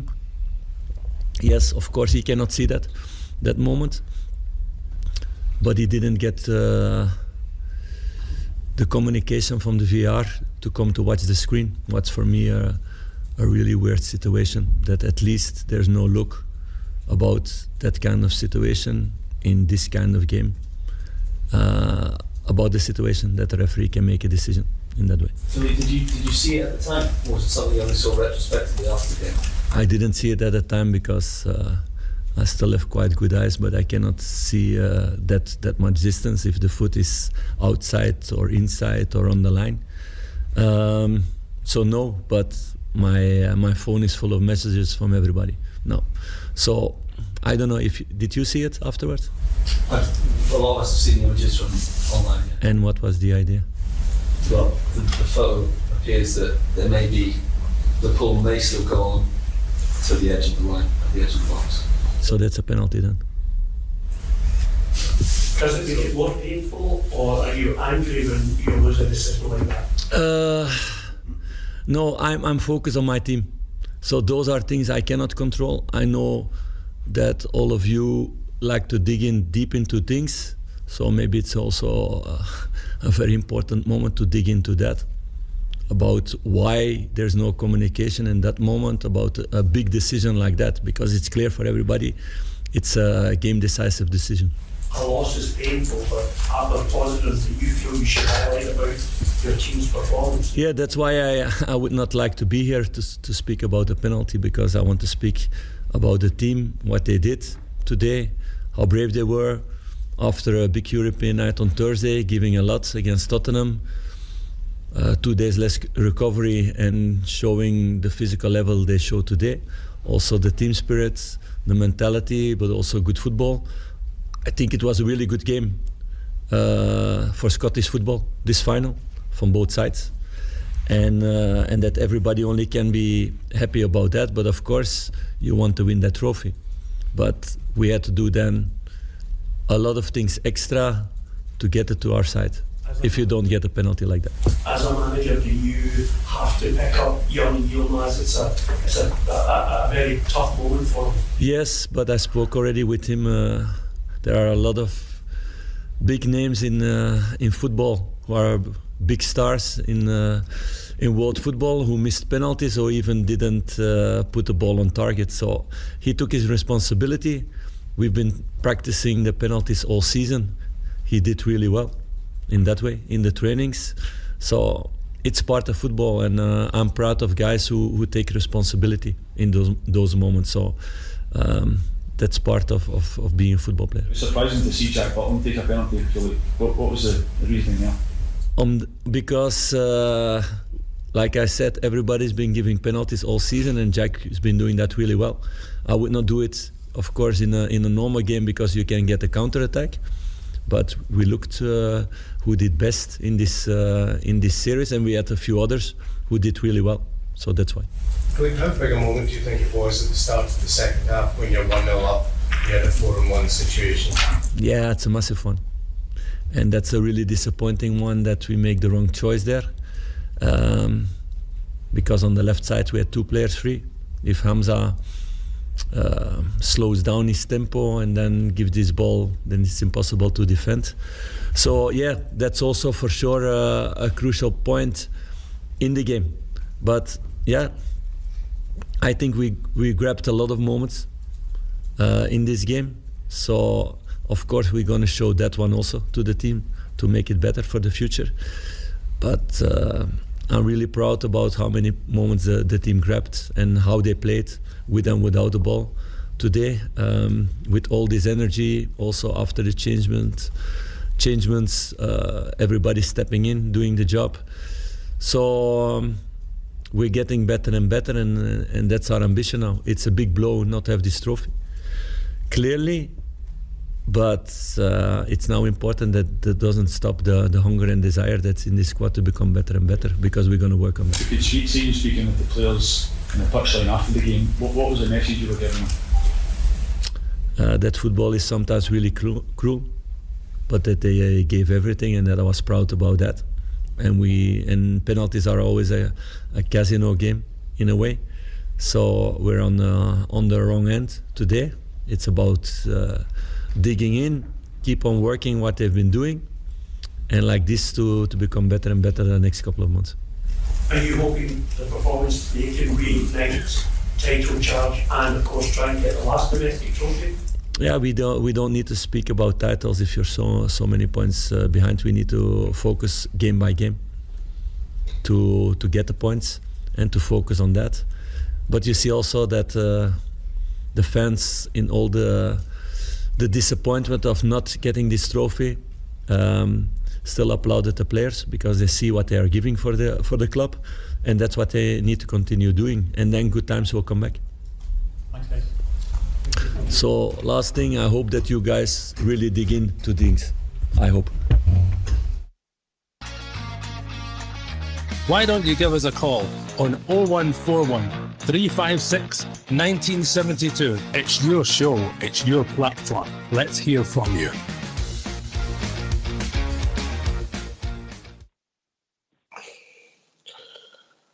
Yeah, Carl Clements, but not my estimations, yeah, the way he handles them. They're always trying to throw him a curveball, but he handled it well when he made his points. Very, very, very well, Linda. Yeah, interesting. Just that last point, Ox, about the kind of saying to the media to dig into the reasoning, and they called it a weird situation, and that's a change from him, because you'll remember the one involving Colum. That was the Alistair Johnson handball that we never even got the audio. He actually defended Willie Colum there and didn't want. He took a different stance from the club at that point, and wanted to make sure that there wasn't a sort of campaign against Colum. But this is a different approach, and he's probably thinking that there's been too many instances now. You know, it's as simple as that, I think, you know. VAR's there to look at specific situations with the hindsight and with the cameras, slow motion, whatever you want. Yeah. So they're under more pressure in some respects than referees who've got to make instant calls. Now, that's up for debate how good they are, but VAR should take all that heat away from them, and it's made it worse yesterday. But well done, our manager. And by the way, Davey, I thought he got a lot right in the last 2 games. Yeah. Yeah, well, I mean, that's the thing is that he's been getting so much. Critics, even the supporters have been right on his case, and rightly so, because the players weren't turning up for it. But he's getting, whatever he's doing, and he's changed. I don't know if he's still playing that 4-3-2-1 or whatever it is, but I don't think was he playing that yesterday, do you think? It was Raskin and Diamonde, and in front of him was Berjani, who had the role of getting and closing down there. McGregor, with Hadji and Cherry wide of him, with Egerman up top. So it was his 4-2-3-1. Well, I've been very critical to it. But what I've got to say is, since the United game, my criticism was we weren't scoring goals. Wanda, what did you say? Nice away? Yeah? 4-1, that was the start of it, wasn't it? Nice away, Kilmarnock at home. Yeah? Yeah. With St Johnstone 1-0 away in between those 2 games. Aye. After the European game, we struggled a wee bit after that one. Yeah, well, Lord's Mayor, but we weren't great. And a difficult pitch up there. We should have won by more, but we didn't. So we still had a wee bit. Then all of a sudden we've hit our stride and we've scored goals against an EPL team. And with 3 away to Ross County, 3 at Hampden against them. You know, so that we've started scoring goals, Davey. So you've got to give credit where it's due. Oh, definitely. I said a wee while ago, I just feel your problem is that where we are, the players that we've got there, I can't play that system. Well, I think that's changing because and Ray Raskins, he's one of the reasons why it's changing. Because you need, when you're playing that system, you've got Diamondi and Raskin, they've got to be on their game, and that's been happening. So it's starting to improve, and there's still a few bits of the jigsaw missing, but that'll come. That will come. I hear you. Listen, Bridge, if you criticise, and we all have certain players, you know. I mean, Tav was atrocious at the start of the season. He's steady now and playing reasonably well for us, you know. We've criticised our lack of goals. But when things are turned around and you've got to give praise when it's due, yeah? Yeah, absolutely. I know we've criticised Tav. I've been one of them who's criticised Tav's form and thought he might be better if he wasn't playing for us. And thinking it was at the end of the road. But miraculously, he comes back and he finds out that maybe after a couple of games where he hasn't been picked, and he's maybe come on as a subby, you know, I think that's jolted him, or it may be a mixture of that and carrying a wee knock. They've managed to let it come through, but there's no doubt he's covering a lot of ground now. And I thought that although he was against Maida, I don't think that Maida guy gave him too much trouble at the game yesterday. That's my honest opinion. I'm not saying that Tav could catch him every time, but he didn't give him too much problems. But he got through and he scored a goal. You know, the guy. What can you say? Tav wasn't involved in that. No, I'm saying that he wasn't there. No, but I think Tav, and there's a few others who have basically fallen out, and one of them came on yesterday, Dowell, and I think if you'd asked everybody in the Copeland Road, Copeland end, or the Hampden side of it, the Rangers end, are you happy with Dowell coming on? I doubt very much if anyone would have said yes, because they don't see the guy's got it in him at the moment. No. But he came on, and he was part and parcel of a team that took them, took us right through to a penalty kick shootout, and we lost by 1 penalty. That's pretty good. There's none you can say about it. We played well as a team. We've got this lack of depth at quality players. So you've got, let's say you've got 12 or 13 players that can play at the same level and do well at the same level. But once you start to go down a wee bit to the next lot, you'll struggle because you've only got people like Dowell there, and I'm afraid he's not quite got it. No, we're short in that. We're body's short in midfield, mate, when he's got to come on and play that position. And then as McCausland slipped down the pecking order because he came on in that right-hand forward position, Linda, on the right of the three. Dowell, what does that think of the manager? Is young Ross slipped out the picture? He seems to have, doesn't he? You're looking at that and you're thinking, why is he maybe not even brought Ross on, just to get us up the park and maybe take a man on and set up a chance. But you're right, Ox, it's in Bridges too, that it's the quality that we're bringing on, and comparing that to other teams, we can't deny that it's not good enough in terms of who we're bringing off the bench. I mean, there's Danilo. He comes off the bench and he scores, so he is quality. But you would expect a lot more from Dowell and Dessers when they came on. They actually looked as if they had been playing over 100 minutes, never mind just freshly coming on. If we're honest, young Conor Barron never got into the game at all yesterday. Neither did he. He never got into it yesterday. They three subs never influenced the game at all. No. But Dowell, I mean, I'm not blaming him for yesterday, but us not winning the cup. But I think the majority of support would just like to shake hands and wish the boy go on with your career somewhere else and let's get a body in that's going to compete, because we don't see him as a first team player, do they? Aye, yeah, I agree with that totally. But your hands are tied with what he's got available, and that is all what he's got available. I've said it before, and I've said it earlier when I was speaking, that if we did a stronger bench, we would have done them, because they were there that day to be taken. I don't care what anybody says. And we run in that Thursday game, that just took us right out of the energy level.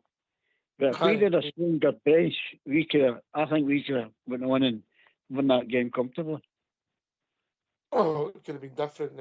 Thursday did play a part. You could see the way, Dean Landy and Raskin, obviously.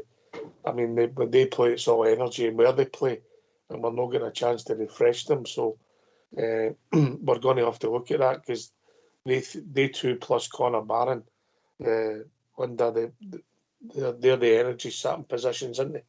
Yeah, and the thing about Barron is he's not started either game, and I think he's obviously still got a part to play, Ox, but if you said earlier that we probably need to reinforce that area, so if you've got a third person who can come in with the quality, Diomande and Raskin maybe don't need to start those two games, but as you've rightly said, they did. The manager himself was trying to not use the Thursday Sunday thing as any kind of excuse when he was asked about it in the lead up to the game yesterday, because they were trying to get him to bite and say that it was unfair, the scheduling of the game. But he did mention it yesterday because he couldn't not. You could see that it had an effect, having the extra couple of days. So, but no, there's reinforcements required, definitely in midfield, Docs. I totally agree. Now, who knows, maybe we've got our eye on somebody. And you're right about Dowell as well. He's not played any significant part at all for us. And he's another one that was injured quite a lot as well when he initially came in. Well, actually, second season, and when you picture the stand and you seen Matondo sitting there, and you seen Tom Lawrence. Let's be honest, the time they've been with us, they've been injured, they've took, paid a heavy price for their obviously Tom's contract's up, and I can't see that being renewed. No. I know he's a decent footballer, but not a lot of good sitting in the stand. It's part of the game, as Fergie used to say, you've got to be able to turn up for your work, bridge man, 100%. Yeah, I thought that, to be honest, I thought Tom Lawrence and the boy Dill, well, I was looking forward to seeing them play for Rangers. I was quite excited with the thought of them playing. Guys that have played good games in the Premier League. And Sam Lammers was the other one I liked. I liked the thought of them. Those three maybe getting a game out for us. We should be able to do anything because they're really good players. But I'm afraid I was wrong. And my feelings for them quickly disappeared insofar as good players. Although Sam Lammers appears to be lapping it up in wherever he's playing now. But those two, Lawrence, I'd like to see him running with the boys good. And he's no fear to have a shot. But that's about all he's got now. And I think he's a bit injury prone. So there's not much we can say about that. I'll give him the benefit of doubt. I don't think he's recovered for that first injury he got for us. It kept him out for a while. Tried to come back, then he got injured right at the start. And that's been it, bang. You know, that's now 2.5 years into his Rangers career, and it's not worked out. Yeah. You know, he's not robust enough. We play a lot of games. And obviously he's getting older as well, Linda. Yeah, you're right, Ox. I mean, he's not quite the same as Kamaru, but certainly he's missed a lot of games. I would imagine that he'll go. And Rabbi Matondo is another one. You know, he's still a relatively young guy, and the injuries that he's had is quite unbelievable. And with Cortez, he's fit, and I know he was on the bench on Thursday. And let's hope we can start to see him coming into the team and make a bit of an impact. But the jury's still out in him, Ox, because we haven't seen enough of him. Tom Lawrence is into his third season. He started 37 games for us. Shocking, isn't it? Just shocking. Yeah. Oh, man. You know, 19 substitute appearances, 37. Yeah, that's when you start. Yeah, you don't know if the subs are 5-10 minutes without looking into it. He's now going to be what? He's going to be 31 in January. Yeah. You may be able to get some money for him. That's all I could say. What about Matondo, Ox? Give me a second, London. I'll give you exactly. And you know, he has exactly. But it's interesting. You're talking bang for buck. If you're not getting a game, if you're on the bench, that's up to the manager. Yeah. Matondo, this one with Matondo, I actually blame the fitness staff. He should have never started at Parkhead. He was obviously no fit. Yeah. Hamstring, mental. Yeah. And now, or December, when was that? September? Yep. You know. 4 months, Aye, Rabbi Matondo, wherever. Let me just get it exactly. But they take a lot of money at the club, and obviously he's come in at a similar time, and he started 26 games. Oh, that's awful. In total. Yeah. Isn't that just a terrible, terrible return for players who are comparatively young? Shocking. Yeah. We need to, sorry, Fox, we need to move, let these guys move on somehow or other. You see, Matondo's young, Linda. His next birthday's going to be 25. 25, so he's relatively young. You still think I'm young then? Don't say it, Linda, don't say it. Well, let's face it, Ox, he should be coming into the prime of his career, shouldn't he? 25 to 30, he should be. Are you really talking about Matondo and me? Both of them. Goodbye, Linda. He never changes, Bridge, does he? Never. You're master at it. Aye, listen. Obviously, the problem is for us, Davey, is it's these guys, if they're not contributing, they're not letting you go and get other players because they're taking a big slice of your budget, mate. Eh? Oh, all day long. But I mean, this is what Clamont's inherited, and this is where everybody starts getting on his back. You can't get through the changes that we're trying to do, and everything's just not going to fall into place. And he's not had the money. This is why this January window is massive for us. and we've got to get the right ones in. And that's been one of our failings, is we've brought in the ones who can't carry the jersey, and we've wasted money. But you've got to get, as you're saying, you've got to get that wage bill and get them out. But you've got to also bring in a bit of, as I said, the bits of the jigsaws that's missing. And I think you'll see a big difference, because then the guy, you can criticise him, but you can't. Okay, the results have not been great. The performances have been shocking to watch, but he's only got the cards he can only deal with the cards he's got. And that's things are starting. You've got to be honest. I get that the D90 game and the Kilmarnock game away, it was atrocious. Let's be honest, it was atrocious. Yeah. The two performances. The one at Ibrox, the first half, second half, which I won the game out of the park, but against the D90. But since then, David, you can't criticise the performances. I mean, I wouldn't even. I know you're coming to with Kilmarnock, but I mean, okay, it was a half-hearted performance, but I don't care what anybody says. You can't play football in that garbage. They're talking about that being a leveller. That's more than a leveller. I mean, they shouldn't be in any kind of football forum playing in that. What was that yesterday? They went down to 10 men after 6 minutes and managed to win. Yeah, there you go. Aye, is that somebody said me that? Is that right? That's right. Yeah, penalty. Got a penalty. Aye, managed to win. Went down to 10 men after 6 minutes. Unusual. Aye, I get it. Listen, there's no value for Buck with the two players. It's pretty frightening when you look at it like that on the day. It is, Ox, and we've had a few like that over the seasons, haven't we? There's a list of them, and we need players that are going to contribute. As I said earlier there about Cortez, he showed a wee bit of promise, but he's another one that has to make sure that he's over that injury. Because he's got pace, and having him as an option out wide is going to free up players to maybe move into their more preferred positions. But let's hope he can make a contribution over the next few weeks, Ox. Aye, I hope so. See him getting bloodied into the team, first as a sub and then building his way back in. We'll see, he's got a bit of pace, plays at the left, and we'll see what it means for Matondo if the manager prefers him in his position. He's heading to the end of his third year of his contract. Ideally, we'd like to move him on, but we're in the same situation again. His wages been that big, who's going to sign him?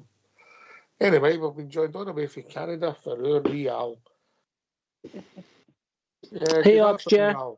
Good afternoon, Al. Good afternoon, good evening, and good night. Yes, I know the feeling, mate. Give us your thoughts. I just want to say hi, Oxger. Hi, who's on? Bridgeman and Linda, right? Yes. Evening, Al. Hi, Linda. I see that. Oh, and Davey, Elvis. Yeah, Elvis, that's him. Hey, Davey, can you remember not to stand in my blue suede shoes? Oh, yeah. Hey. That's nice to hear you, Al. Good night. Thanks for your call. Oh, you can do anything. But every time I've been out with Davey, I woke up with a suspicious mind, Al. Davey, you have a great blue Christmas, you know. You better believe it. I'll never leave you, son. Born a bear, die a bear. Right, I'm actually happy to see Linda back from our golfing weekend away that lasted a few months, I guess. Well, I could give you the full story on that, Al, but it wouldn't be right. But you're looking for the lost balls. I might elaborate. Steady there, Al. Steady. I know I'm getting carried away. Hey, Oxley, I want to say. I want to say you and there was 144 bottles of Prosecco involved in the story. You got to love the white wine. Yeah, the blue Prosecco. Great show yesterday, Oxger. You and Olber. It's amazing that you guys can keep it positive after such a downer like yesterday. But good job. Well, it doesn't always tell the full story how we're feeling, Al. But carry on. You don't always say what you're thinking. No, we don't. Just as well. We wouldn't be there. Yeah, and I was watching the game yesterday and absolutely gutted because what happened was 1-0. I left to go pick up my daughter. When I came back, it was 2-1. I couldn't believe it. I'm like, I can't believe this. I was only gone for 15 minutes or something. Say that again. I left the house at 1-0 and came back after picking up my daughter, and it was 2-1. Wait a minute, mate. You can always get another daughter. What are you doing? But it was amazing that we came back and absolutely gutted, and feel so sorry for Yilmaz because Yilmaz, if you watch it from the backside of the angle, you can see that he just scuffed it. He never hit it properly, at all. So. Be bit of luck involved. You never got it, mate. The goal, he can dive the wrong way. There's all that comes into play. Obviously got it right. Listen, sure, it wouldn't have been my pick. He's not the greatest striker there, Bob, but we've seen he hurt his leg taking a shot at Hampden a few weeks ago. But listen, he had the cojones to start up and done it, and it never worked out for him. So I applaud him for that, Al. Yeah. I think we're going in the right direction, and I'm so glad we got over the hump. And it seems like we're going to get more and more, get the fans back on track, more and more behind the manager, because you can see what he's doing. He's just never had the players before, and it's awful losing that way. But I think, just like Clement said yesterday, keep this going, and the good times will return. And when we get good times, there'll be massive celebration, because you can see the fear and even the fans' faces from the other side yesterday. They were terrified. So it just goes to show you we're doing something right, Aye, Linda. Yeah, I think you're right, Al. I think they were expecting just to turn up and, we wouldn't put up any fight, and I think that's clear. They kind of they were thinking that, but certainly they put on a good performance. We know, Al, that there's still frailties there, because the goals we conceded, some of them were poor, and we didn't make the right decisions sometimes going forward. But I think you're right. We have to keep that going, because the fans, not everybody, but a large number of fans are hopefully we're back on side to a certain degree with Clement, but they need to keep it going. Al, you're spot on with that.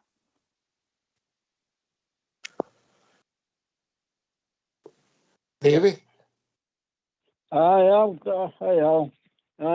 great points. But it's one of these scenarios where you've got to take you made the point about that mob. As I said, they were the quietest I've ever heard them. In fact, I think they were all gone to they usually go to the cafes and all that for bother. They were going for toilet paper. Maybe they thought they were in the ghetto, Davey. Aye, but the thing, you're right, but they came there thinking it was going to be a demolition derby, and it totally was not. So if anybody came out of that, it was us, and they knew that, they know that. So we're heading in the right way, guys. Do we all think that, or does anybody see it differently, or we just get the blinkers on and just burning love for our team? See what I done there, Linda? I don't know. I'm still all shook up from yesterday. Oh my God! Well said. Don't be cruel, Linda. See what you've started, Al. It's breaking my achy breaky heart. Oh, no, that was the Elvis. No. Come on, that was the Elvis, Al. That was Shaking Stevens. That's just Elvis reincarnated. Come on, Al, you've just ruined it. Very good. Oh dear, if I could achy breaky heart. Sorry, good night, guys. Oh dear. On you go, Linda. I'm saying nothing else. You've got to have a laugh. It's cheered me up tonight. Don't sing, but Linda, don't sing. No chance. I'll leave that to you, Bridge. You're the singer. Yeah, I'll do that. when we get Bridge on, I'm hoping for a little less conversation. That's it. Sure. You want a wee tune? No, because yes. you know why, Davey? Yeah. What's that? Right, 1, 2, 3. Davey, know how I don't want a wee treat? Because you're the devil in disguise.